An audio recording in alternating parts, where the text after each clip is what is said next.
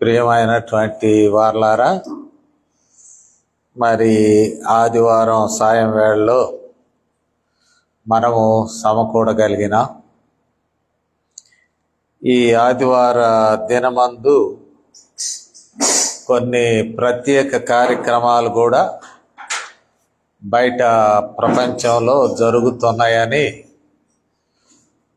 వినడం జరిగినది. అనగా మరి పెండ్లిళ్ళు, ఇతరమైనటువంటి శుభకార్యములు ఉండటం వలన మనుషులు ఆదివారం ఇటు గుడికి మరలా ఆ కార్యక్రమములకు కూడా వెళ్ళవలసిన అవసరతలు ఏర్పడినట్లు తెలుస్తూ ఉన్నది. సరే, ఏది ఏమైనా మనం ప్రభు సన్నిధానంలో సమకూడగలిగినాం. దేవుని సన్నిధానంలో సమకూడినటువంటి మనము ఈ దినమునకు, ఈ సాయం వేళకు ఏర్పాటు చేయబడిన లేఖన భాగము చదువగా ఆలకించి ఉన్నాం. యోహాను వ్రాసిన సువార్త 5వ అధ్యాయము మొదటి 9 వచనాలు మనకు చదివి వినిపించగా మనము ఆలకించి ఉన్నాం. ఈ వాక్య భాగాన్ని మనం ధ్యానం చేయడానికి గాను ప్రార్థనతో మనము సిద్ధం చేసుకుందాం. కృప కలిగిన మా తండ్రి, ప్రేమ కలిగిన మా ప్రభువా, మమ్మల్ని మీరు ప్రేమించి ఇంత మట్టుకు మా ప్రభువా ఆరాధనలో తోడుగా ఉన్నందుకు వందనము. ఇప్పుడు మీ మాటలు మేము ఆలకించుటకు సిద్ధపడుచు ఉన్నాం.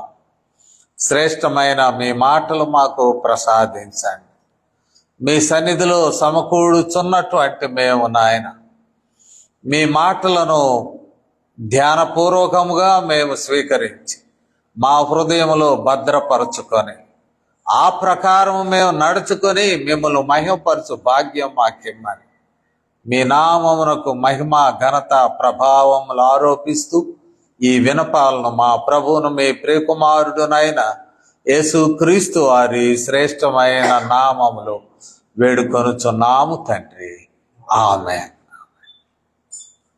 ప్రియమైనటువంటి వారలారా, చదివినటువంటి వాక్య భాగం మనం గమనించినప్పుడు ఈ వాక్య భాగంలో యేసు ప్రభువారు యెరూషలేములో ఉన్నారు. యెరూషలేములో మరి అది పండుగ సమయం అని మొదటి వచనంలో తెలియజేయబడుచు ఉన్నది. అటు తర్వాత యూదుల పండుగ ఒకటి వచ్చెను గనుక యేసు యెరూషలేమునకు వెళ్ళారు. యోహాను సువార్త యొక్క ప్రత్యేకతలు, యేసు ప్రభు వారు పండుగలకు యెరూషలేము హాజరైనటువంటి విషయాలు యోహాను సువార్తీకుడు వ్రాస్తూ ఉంటాడు. అంటే among 4 gospels the speciality of John's gospel or 4th gospel is that John's gospel recorded temple attendances of Jesus Christ, especially during the festival days. పండుగ దినాల్లో యేసు ప్రభు వారు దేవాలయమునకు హాజరైన సన్నివేశాలను యోహాను ప్రత్యేకంగా తెలియజేస్తాడు. మిగిలిన సువార్తల్లో ఉంటుంది, కానీ ఆ చివరి పస్కా అంటే సిలువ వేయబడ్డానికి ముందుగా వచ్చినటువంటి పస్కా దినాన్ని మిగిలిన సువార్తీకులు హైలైట్ చేస్తే, యోహాను సువార్తీకుడు యేసు ప్రభు వారు యెరూషలేము వెళ్ళినప్పుడు, అనగా పండుగ దినాల్లో వెళ్ళినప్పుడు జరిగిన సంఘటనలను ఆయన వ్రాసి మనకు అందిస్తూ ఉన్నారు. దీనికి ముందుగా 2వ అధ్యాయంలో మనము చూసినట్లయితే ఇక్కడ 23వ వచనం, కానా వివాహం అయిపోగానే వివాహంలో మరి సూచక్రియలు జరిగించిన తర్వాత ఇక్కడ 23వ వచనంలో ఆయన పస్కా పండుగ సమయమున యెరూషలేములో ఉండగా, యెరూషలేముకు వచ్చేసాడు. ఈ కానా వివాహం ఇది గలిలయలోని, కానీ 23వ వచనం వచ్చేసరికి యేసు ప్రభువారు పండగకు యెరూషలేము యోదయ ప్రాంతానికి ఆయన 3 దినముల ప్రయాణ అనంతరం చేరుకోవడం వివరిస్తూ ఉన్నాడు యోహాను. ఈ పస్కా అయిపోయాక మనము 5వ అధ్యాయంలో చూస్తే పండుగ చెప్పలేదు, కానీ యూదుల పండుగ ఒకటి వచ్చాను అనే మాట కనపడుతూ ఉన్నది. యూదుల పండుగ ఒకటి అనగానే బహుశా పెంతెకోస్తేమని అనేకులు అంటారు. పస్కా తర్వాత 50 రోజులకు వచ్చే పండుగ పెంతెకోస్తు అయి ఉండొచ్చు. యేసు ప్రభువారు అందు నిమిత్తం యెరూషలేము వచ్చి ఉండొచ్చు అని. సరే, యేసు ప్రభువారు ఎందు నిమిత్తం వచ్చినా యూదుల యొక్క యాన్యువల్ ఫెస్టివల్స్, ప్రతి పురుషుడు, సున్నతి పొందిన ప్రతి పురుషుడు యూదులలో వారు పండుగకు మ్యాండేటరీ అంటే they should participate during the festival days in temple worships. దేవాలయ ఆరాధనలో వారు తప్పక పాలు పంపులు పొందవలసినటువంటి ఆజ్ఞ లేక విధి వారికి ఇవ్వబడినది విధులలో. ఈ కారణాన యేసు ప్రభు వారు వచ్చారు, మరి యెరూషలేములో జనమంతా క్రిక్కిరిసి వచ్చారు అని మనం సహజముగా భావించవచ్చు. క్రౌడ్స్ ఉండి ఉండవచ్చు, యెరూషలేము జన సందోహం ఉండి ఉండవచ్చు. జన సందోహము నిండుగా ఉన్నటువంటి యెరూషలేములో ఒక మూలన జరుగుతున్నటువంటి ఒక సంఘటనను రికార్డ్ చేయడం మనం చూస్తున్నాం. ఎక్కడ ఈ సంఘటన జరుగుతున్నది అని మనం చూసినట్లయితే 2వ వచనంలో అంటాడు, యెరూషలేములో గొర్రెల ద్వారం వద్ద. బహుశా ఇది నార్త్ వెస్ట్ కార్నర్ అని సహజంగా భావిస్తారు యెరూషలేములో. ఈ గొర్రెల ద్వారం ఉన్నదా లేక గొర్రెల మార్కెట్ దగ్గర ఉన్నటువంటి ఈ ప్లేసా అనేది కూడా చర్చల్లో ఉంటాయి. ఎందుకు గొర్రెల మార్కెట్ ఉన్నది? దేవాలయంలో బలులు అర్పించడానికి బలి పశువులను అమ్ముతారు. ఒక మార్కెట్ ఉంటుంది. మనకు కూడా దేవాలయాలు భారతదేశంలో చూస్తే ఆ ఆరాధనకు కావాల్సిన సామాగ్రి అక్కడ అమ్ముతూ ఉంటారు. టెంకాయలు కానీ, అవి ధూపం వేసే కడ్డీలు కానీ, లేక ఇంకా ఏదైనా పూజా సామాగ్రి అక్కడ పెట్టి అమ్ముతూ ఉంటారు. యెరూషలేము దేవాలయంలో ఏంటి? పూజకు బలులే, బలులకు కావాల్సినవి ఏంటి? బలి పశువులే. కాకపోతే యేసు ప్రభు వారి కాలంలో జరిగింది ఏంటంటే ఆ బయట ఉండవలసిన మార్కెట్ ఆలయంలోకి తెచ్చేశారు, కోర్ట్ యార్డ్లోకి తీసుకొచ్చారు, టెంపుల్ యొక్క ఆలయ ప్రాంగణం లోపలికి వచ్చారు. అది యేసు ప్రభు వారికి ఇరిటేషన్ వచ్చింది. వాస్తవంగా బయట సర్టన్ ప్లేసెస్లో ఈ మార్కెట్కి అవకాశాలు ఇస్తారు. అక్కడ ఉన్నటువంటి జూయిష్ అఫీషియల్సే ఇదిగో మీరు ఇక్కడ పెట్టుకోండి, ఇక్కడ పెట్టుకోండి అని ఆ పండుగకు కావలసినటువంటి ఈ బలి పశువులు కానీ, పక్షులు కానీ వాటికి ప్లేసెస్ కేటాయిస్తారు. కాకపోతే ఆ టెంపుల్ అథారిటీస్లో బాగా పలుకుబడి కలిగినటువంటి వాడు తన బంధువులకు లోపలికి పెట్టుకోవడానికి అనుమతి ఇచ్చి ఉంటాడు. అప్పుడు యేసు ప్రభువారు ఉగ్ర రూపం దాల్చాడు. థింగ్స్ ఆర్ నెససరీ, అవి కొనుక్కోవాలి, బలులు అర్పించాల్సిందే. కానీ అవి తెచ్చి లోపల పెట్టడం ఆరాధికులకు అసౌకర్యంగా ఉన్నది అని యేసు ప్రభువారు ఆ రోజున మరి 2వ అధ్యాయంలోనే ఆ విషయాలు ఉంటాయి. యోహాను సువార్త అయితే, మిగిలిన సువార్తలు చివరి భాగంలో ఉంటాయి ఆ సన్నివేశాలు. ఇది ఇక్కడ ఉన్నటువంటి పరిస్థితి. ఒక గొర్రెల ద్వారం ఆ మార్కెట్కు దగ్గర ఉన్నటువంటిది. ఆ ద్వారం దగ్గర దేర్ వాజ్ ఎ పూల్, ఒక కోనేరు ఉన్నట్లు మనం చూస్తూ ఉన్నాం. ఆ కోనేరుకు మనము గమనించినట్లయితే బేతెస్తా అనేటువంటి పేరు పెట్టి ఉండడం మనం చూస్తాం. బేత్ అంటే హెబ్రీ భాషలో బేత్ అనగా ఇల్లు. హెబ్రీ భాషలో ఎక్కడొచ్చిన బేత్లెహేమ్, బేతెస్తా అంటే ఇక్కడ house, but house of mercy, కనికర గృహం. ఇక్కడ కనికరింపబడతారు అనేటువంటి పేరుతో ఆ కోనేరు ఉన్నది. కనికరింపబడేటువంటి స్థలము అనేటువంటి ఈ బేతెస్తా అనేటువంటి స్థలంలో కోనేరు ఉండడం. 3వ వచనం, ఆయా సమయముల యందు దేవదూత కోనేటిలో దిగి నీళ్లు కదలించుట కలదు. అంటే దేవదూతను ఎవరైనా చూస్తున్నారో లేదో మనకి ఇక్కడ చెప్పబడలేదు. దేవదూత కదిలిస్తున్నాడు అంటున్నారు కానీ whether angel was visible to the people or not, the details are not given. నీళ్ళైతే కదలింపబడుతున్నాయి, దేవదూత కదిలిస్తున్నాడు అని మనుషులు అనుకుంటూ ఉన్నారు. దేవదూత కదల్చినప్పుడు మరి ఎవడు ముందుగా మొదట ఎవడు దిగునో ఎట్టి వ్యాధి గలవాడైనో వాడు బాగుపడును. అది అక్కడ ఉన్నటువంటి సెంటిమెంట్. మొదట దిగినటువంటి వాడు ఎట్టి వ్యాధి గలవాడైనా ఈ నీళ్లకు ఎప్పుడైతే కదలింపబడుతుందో దానికి మెడిసినల్ ప్రాపర్టీ ఆ నీళ్లకు వస్తున్నట్లు ఇక్కడ వివరింపబడుతూ ఉన్నది. అంటే అది ఒక మందులాగా పనిచేస్తుంది మొదట దిగినటువంటి వారికి. ఏ వ్యాధిగ్రస్తులకు, ఎట్టి వ్యాధిగ్రస్తులైనా ఇక్కడ అంటాడు ఆ మంటపములలో రోగులు, గ్రుడ్డివారు, కుంటివారు, ఊచకాలు చేతులు కలవారు, చాలా సిక్నెసెస్ రాస్తాడు.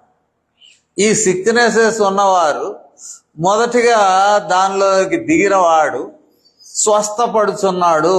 That was the tradition of that pool. Bethesda అనేటువంటి కోనేరు యొక్క సాంప్రదాయం. ఇక్కడ ఒకడు కనిపెట్టుకుని ఉన్నాడు. ఎన్ని సంవత్సరముల నుండి కనిపెట్టుకున్నాడు అని అంటే 38 ఏండ్ల నుండి ఒకడు కనిపెట్టుకుని ఉన్నాడు. ఈ గుంపులో 5 మండపాలు, 5 ఎట్లా అడ్జస్ట్ అయ్యి ఉన్నాయో వి కెన్ ఇమాజిన్. అంటే కోనేరుకి 4 సైడ్స్ ఉంటాయి, తూర్పు, పడమర, ఉత్తరం, దక్షిణం. ఎక్కడో ఒక మూలలో ఎక్స్ట్రా మండపం ఉన్నది కాబట్టి మొత్తం 5 ఉన్నాయి.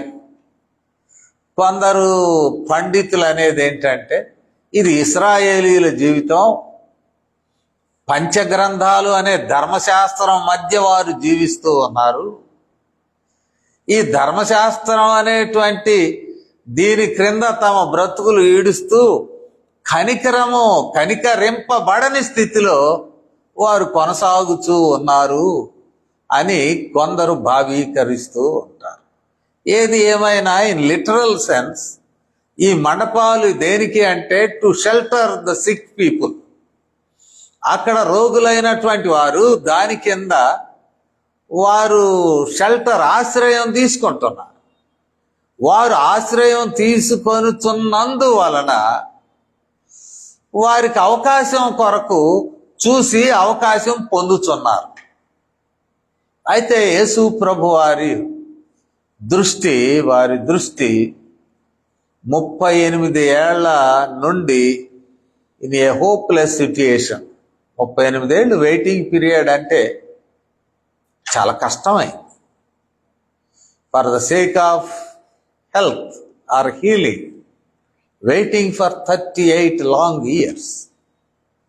మరి దీనిలో ఉండేటువంటి యాంగ్జైటీ కానీ ఆయనలో ఉండేటువంటి ఆసక్తి కానీ అది ఎప్పుడో అయిపోయి ఉండొచ్చు. ఊరకాడు కనిపెట్టుకుని కూర్చుంటున్నాడు ఇన్నేళ్ళు.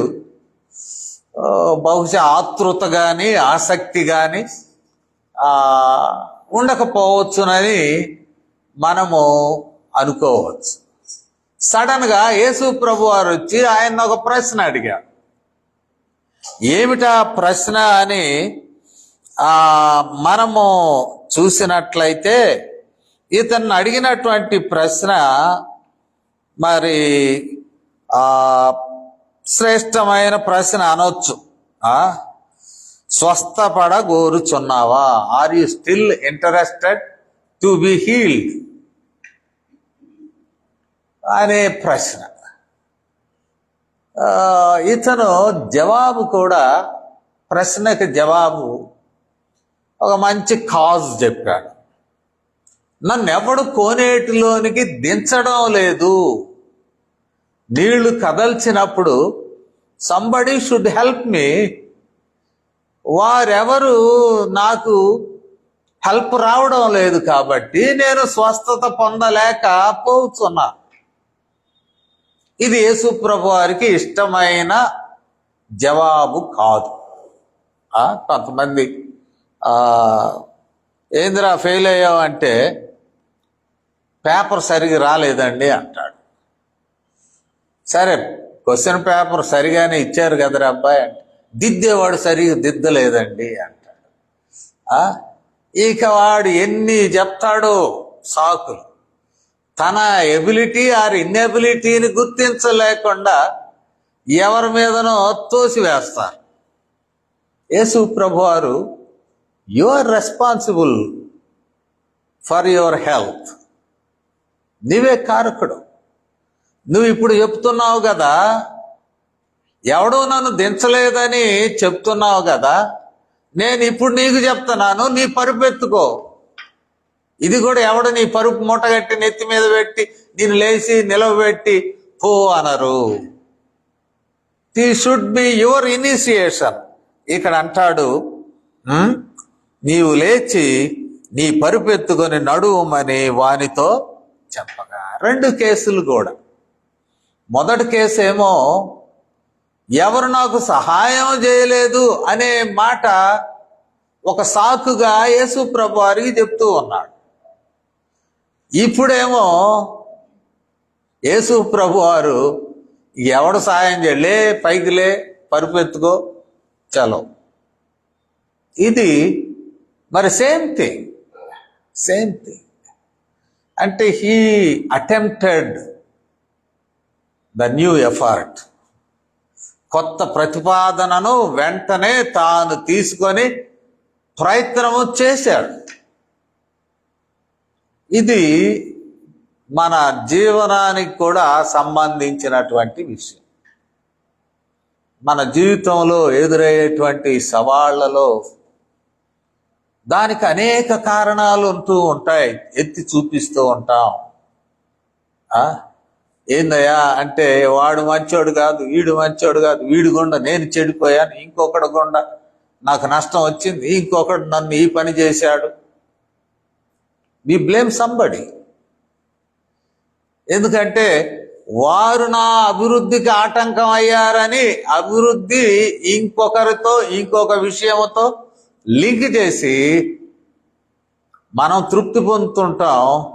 అంతేకాదు మన ప్రయత్నములను చాలించేస్తాం. ఇది ఎక్కడండి? ఎంతో ఇక్కడ అక్రమాలు జరుగుతున్నాయి సార్, ఇక్కడ ఎక్కడ ఉండగలం మేము? మరి ఉండగలిగి ఉండాలి. దేవుడిచ్చినటువంటి ఆపర్చునిటీని అనేకమైనటువంటి విషయాలు మనకు ఆటంకముగా కనపడతాయి, అడ్డంకులుగా కనపడతాయి. ఒక సవాలును స్వీకరించడంలో అనేక ఆటంకాలు మనకు కనపడతాయి. ఏంటయ్యా ఏంటి నీ పరిస్థితి అంటే ఈ ఆటంకాలను నరేట్ చేస్తూ ఉంటాం. ఇఫ్ యు ఆర్ కన్సిస్టెంట్, నిజముగా నేను బాగుపడాలి, నిజముగా ఆరోగ్యం పొందాలి, నిజముగా నా బలహీన స్థితిలో నేను బాగుపడాలి అనేటువంటి నిర్ధారణకు వచ్చినప్పుడు ఆటంకములు సరి అయినవి కాదు. యేసు ప్రభు వారు మరలా ఆయనకే పని అప్పచెప్పాడు. ఇక్కడ ఎవడు ఆయన ఇందాక చెప్పినట్లు ఆయన మూట ఆయన నెత్తిన ఎవడు పెడతానని శిష్యుల్లో ఒకరిని కేటాయించలేదు. అయ్యా ఇదిగో శిష్యుల్లో ఒకరు వెళ్ళండి అబ్బాయి, ఆయన మూట సర్ది ఆయన నెత్తిన పెట్టి ఆ మెట్లు ఎక్కించి ఇంటికి పంపండి అనే మాట వాడలేదు. ఇది నీవు చేయవలసినదే, నీవు చేయవలసిన. ఆ రీతిగానే నేటి దినాల్లో మరి రక్షణ కార్యం కూడా అలాంటిది. ఇట్ ఈజ్ యువర్ డెసిషన్, నీ తీర్మానం. ఈ మధ్య కాలంలో మనం వంశపారంపర్యముగా వచ్చే దీవెనలు శాపముల గురించి మాట్లాడుకున్నాం. తండ్రి గారి యొక్క భక్తి కుమారుడికి వస్తుందని, తండ్రి గారి యొక్క దుర్నీతి కుమారుడికి శాపంగా వస్తుందని మనం అనుకున్నాం. కానీ everyone is responsible for his or her own life. నీ జీవితాన్ని బాగుపరుచుకోవాలి అనుకుంటే నీవే బాధ్యత తీసుకోవాలి, నీవే బాధ్యత తీసుకోవాలి, ప్రయత్నం చేయాలి. యేసు ప్రభు వారు ఇచ్చినటువంటి opportunity, it's a good opportunity. కొంతమంది అంటారు you create your own opportunity అంటారు. ఇక్కడేమో గాడ్ గివెన్ ఆపర్చునిటీ. సహజంగా మరి వ్యక్తిత్వ వికాసం గురించి మాట్లాడేటువంటి వారు అనేది you create your own opportunity, nobody give you opportunity. ఎవడో నీకు ఒక అవకాశాన్ని ఇచ్చి ఇదిగో రాయా ఇక్కడ ప్రయత్నం చేసుకో అని అనరు. నీ అవకాశాన్ని నీవే సృష్టించుకో అంటూ ఉంటారు. ఇక్కడ చూసినట్లయితే 38 సంవత్సరాల నుండి అవకాశం లేక పడి ఉన్నటువంటి వారికి యేసు ప్రభు వారు ఒక అవకాశం ఇచ్చాడు. That is God given opportunity, దేవుడు ఇచ్చినటువంటి అవకాశం. సో ఈ అవకాశం ఏం పెద్ద ఆసక్తి లేదు, I leave it, I will forgo this opportunity. ఇంకొక ఆపర్చునిటీ ఉంటుందో లేదో తెలియదు, ఇంకొక అవకాశం మరలా దొరుకుతుందో, బెటర్ ఆప్షన్ దొరుకుతుందో లేదో తెలియదు. If you feel that is God given opportunity, అది ఎంత కఠినమైనదైనా ఇబ్బందితో కూడినదైనా ఆ అవకాశమును తీసుకొనవలసినదే, దేవుని పేరిట ప్రయత్నం చేయవలసినదే. దానిలో దేవుని శక్తి ఉంటుంది. If it is God given opportunity, certainly God will be with you. His power will be accompanying you. ఆయన యొక్క శక్తి నిన్ను నన్ను బలపరుస్తోంది. అవకాశమును అందిపుచ్చుకొనడానికి మనమైతే ప్రయత్నం చేయాలి. కూర్చున్నా కేవడం రండి, ఈ చేయి ఒకటి పట్టుకోండి, ఈ చేయడం పైకి లేపండి అయ్యా, మూటనెత్తిన వెంట మళ్ళీ సతికిలు పడతావు. మీకు ఇంత ఓపిక లేనివాడు ఏం చేస్తాడు?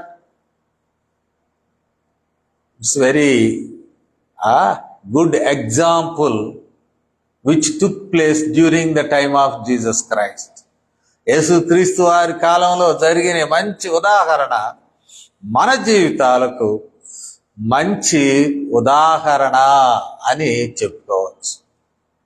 ఇక ముందుకు వెళ్ళినట్లయితే దీనిని ఇట్ వాజ్ క్రిటికల్లీ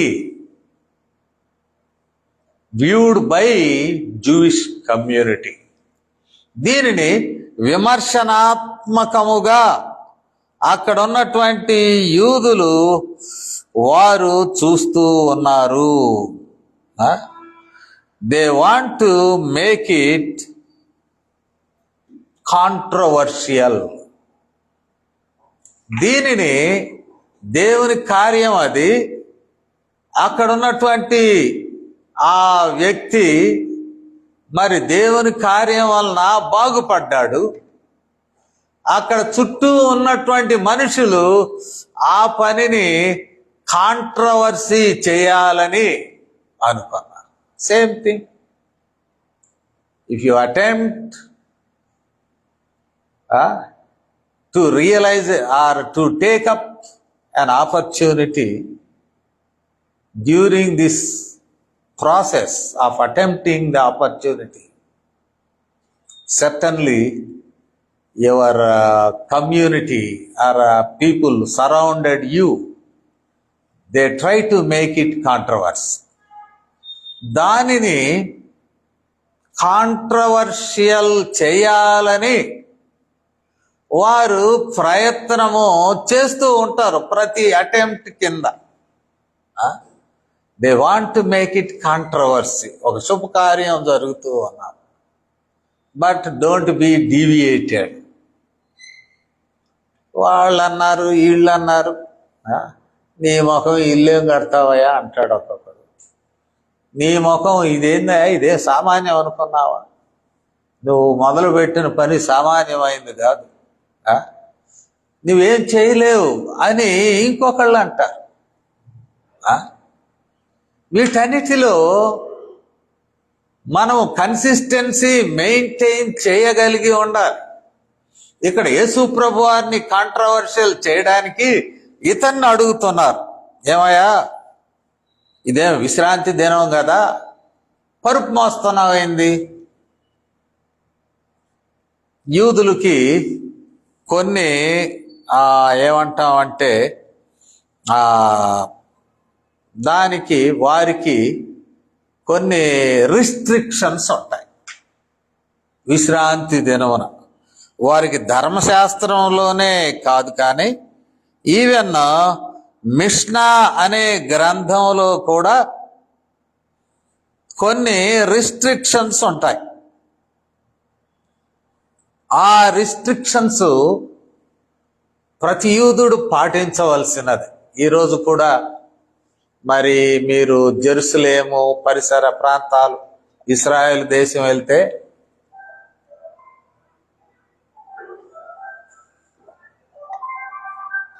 వాళ్ళు చెప్పేది ఏంటంటే, ప్రత్యేకముగా విశ్రాంతి దినమందు, సబ్బాత్ శనివారం అందు క్వైట్గా ఉండిపోతుంది. No shops, no business. మరి ఎలక్ట్రిసిటీ, వాటరు ఇలాంటివన్నీ ఎవరు? పావులు మనలాంటి దేశాల నుండి బ్రతుకు తెరువుకి వెళ్ళిన వారికి పనులు చెప్తారట. ఇక మిగతా విషయాలలో వారు స్ట్రిక్ట్గా ఉంటారు విశ్రాంతి దినాన్ని ఆచరించడం. ఇది ఆసరాగా చేసుకొని కొన్ని యుద్ధాలు ఆ దినాల్లోనే జరిగినాయి. యెరూషలేము మీద పడి యవన బిడ్డలను చంపేశారు ఊచకోత, టైటస్ కాలంలో, ఎర్లీ ఇయర్స్లో. యేసు ప్రభు వారు అది కూడా అంటాడు, మీ బిడ్డల కోసం ఏడవండి అమ్మా, ఒక ప్రమాదం వస్తున్నా. ఏమిటా ప్రమాదం? విశ్రాంతి దినం, ఎవడు యుద్ధం చేయకూడదు, కత్తి పట్టకూడదు.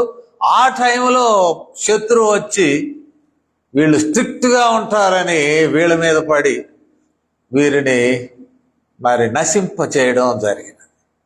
ఇంత స్ట్రిక్ట్గా విశ్రాంతి దినాన్ని అనేక ప్రొహిబిషన్స్ వీటి మధ్య నడుస్తూ ఉన్నప్పుడు వారు దీనిని ఆసరాగా చేసుకొని ప్రశ్నిస్తున్నారు క్రిటికల్గా.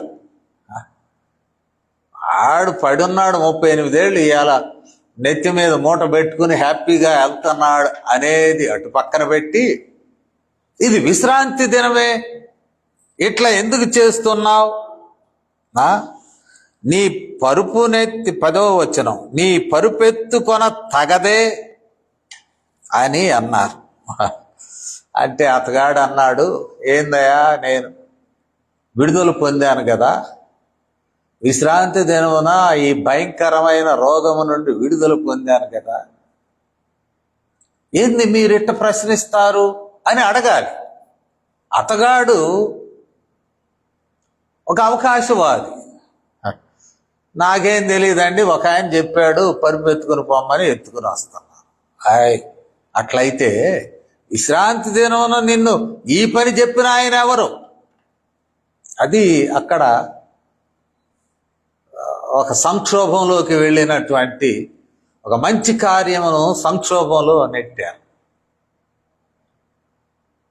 ఇతన్ని అడిగినప్పుడేమో ఇతను మరొకరి మీద చెప్పాడు. ఎవరో ఒక ఆయన అన్నాడండి, పరుపెత్తుకుని నడవమని. నేను పరుపెత్తుకొని నడుస్తూ ఉన్నాను అంటే వారు అడిగారు, ఎవరు ఆయన? పట్టుకుందాం. విశ్రాంతి దినాన్ని మరి ఈ రీతిగా కాంట్రవర్సీ చేస్తున్న మనిషి ఎవరో చెప్పు, ఎవరు మోసుకొని పొమ్మన్నాడో చెప్పు, ఆయన పట్టుకుందాం, ఆయనకు తీర్పు ఏర్పాటు చేద్దాం, judgement, and we will punish, let us punish him. యేసు ప్రభు వారు ఇక్కడ చెప్పబడిన మాట ఏంటంటే తప్పించుకొని వెళ్ళిపోయినాడు. తప్పించుకొని వెళ్ళిపోయాడు. ఇది కూడా మరి ఒక దైవిక సంబంధమైన ఎత్తుగడనేమో.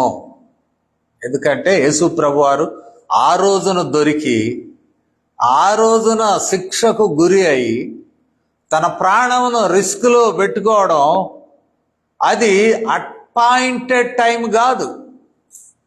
ఒక సమయం ఉన్నది, కానీ ఇది ఆ సమయం కాదు.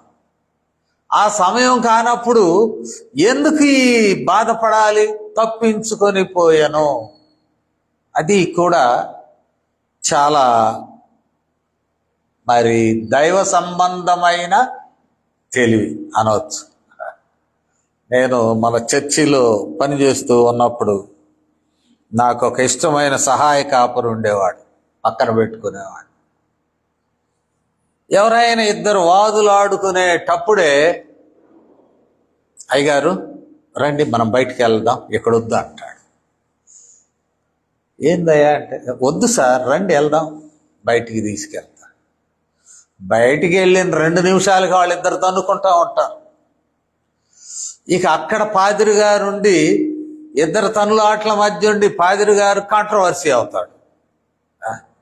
భలే దప్పిచ్చావయ్యా నువ్వు అంటే, అంతే సార్ వద్దు సార్, అట్లాంటి చోట్ల మనము తప్పుకుని బయట వెళ్తే లేకపోతే మనల్ని సాక్షులుగా పెట్టి మనల్ని కాంట్రవర్సీలోకి దింపుతారు.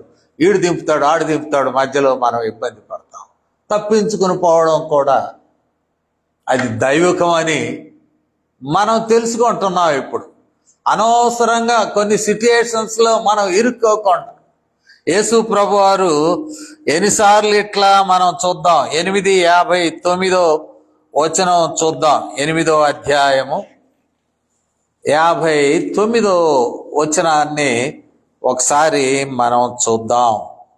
8వ అధ్యాయము 59 వచనానికి వెళితే, కాబట్టి వారు ఆయన మీద రువుటకు రాళ్ళు ఎత్తిరి గాని యేసు దాగి దేవాలయంలో నుండి బయటకు వెళ్ళిపోయాడు.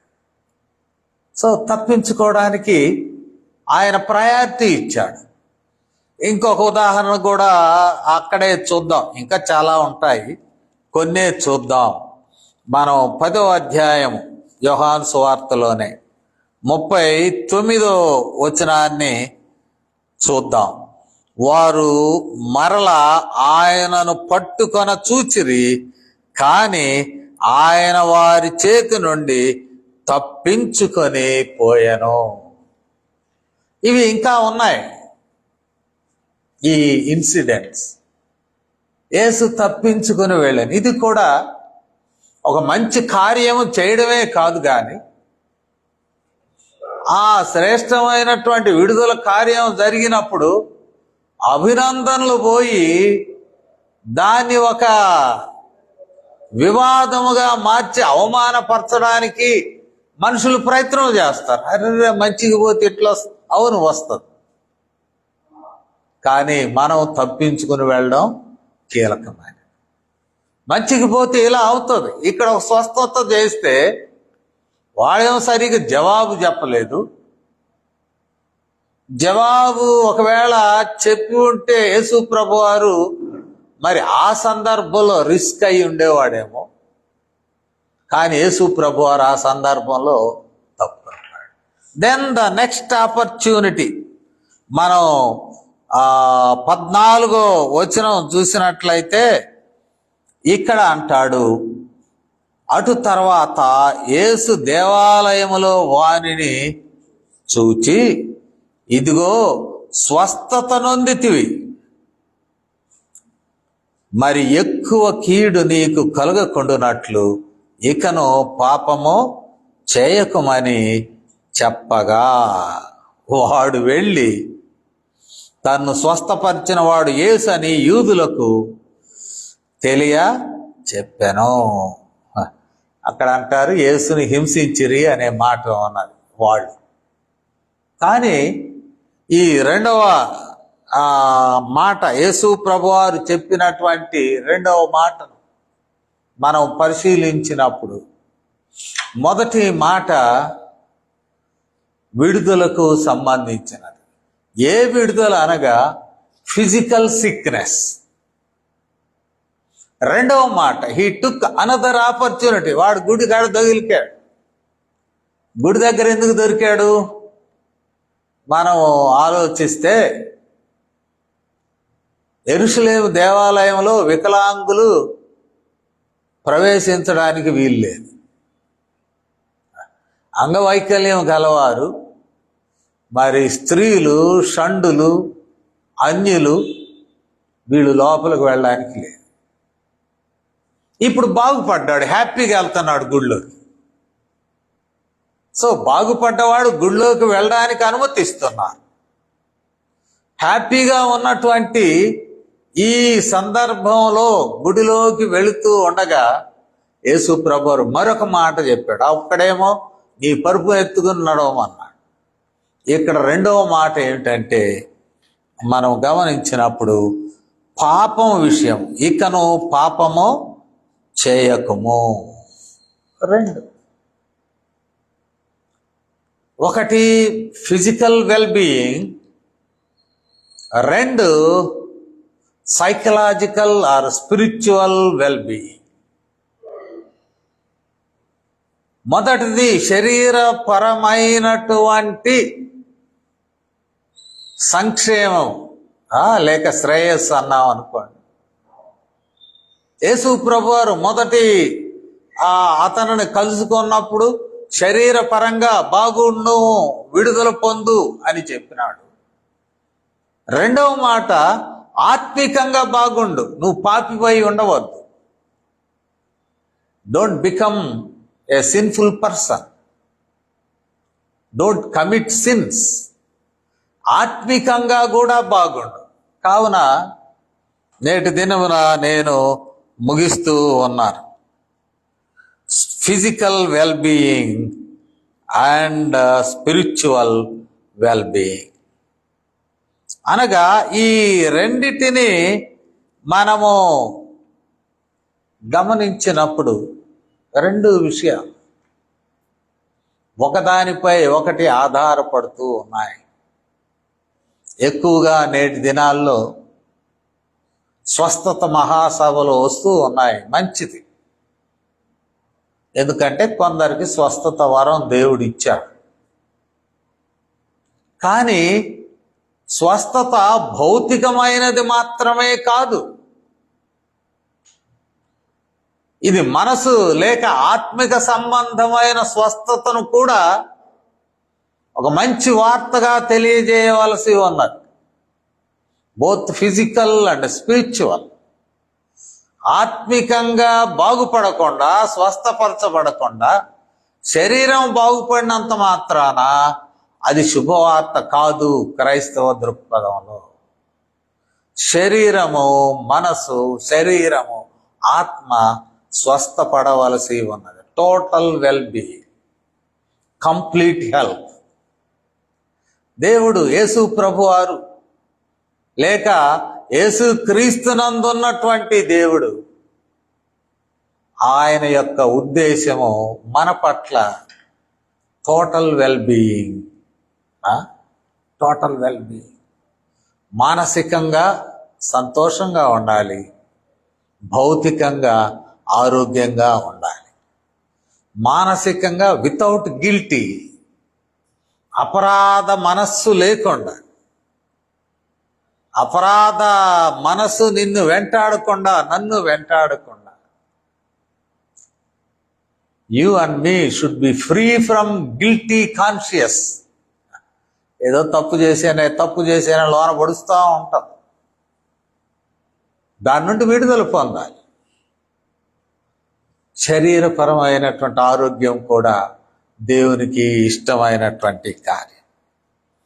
దీనిని ఇంకొంచెం ముందుకు వెళ్ళినప్పుడు, ముగిస్తూ ఉన్నాను, మరి ముందుకు వెళ్ళాక అంటాడు 17వ వచనము మనం చూస్తే, అయితే యేసు నా తండ్రి ఇది వరకు పని చేయుచున్నాడు, నేనును చేయుచు ఉన్నానని వారికి ఉత్తరమిచ్చెను. నా తండ్రి పని చేయుచు ఉన్నాడు. It was act of creation. సృష్టిని చేశాడు, ముగించాడు, విశ్రాంతి తీసుకున్నాడు. కానీ యేసుక్రీస్తునందు ఆ సృష్టి కొనసాగుచూ ఉన్నది. Continuation of creation. సృష్టిని కొనసాగిస్తూ ఉంటాడు. రోమా 8 ఎప్పుడైనా చూద్దాం.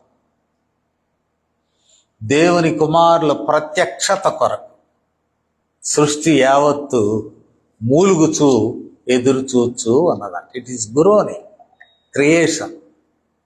అంటే ముగించబడిన సృష్టి కాదు. ఈ సృష్టి పాడైపోయింది. ఎవరిలో పాడైంది? సాతానుడు.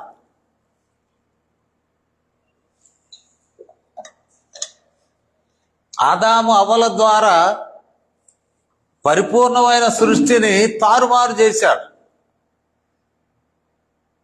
ఆ సృష్టి కార్యములు కొనసాగుచూ ఉన్నవి, యేసుక్రీస్తునందు కొనసాగుచూ ఉన్నవి అంటాడు.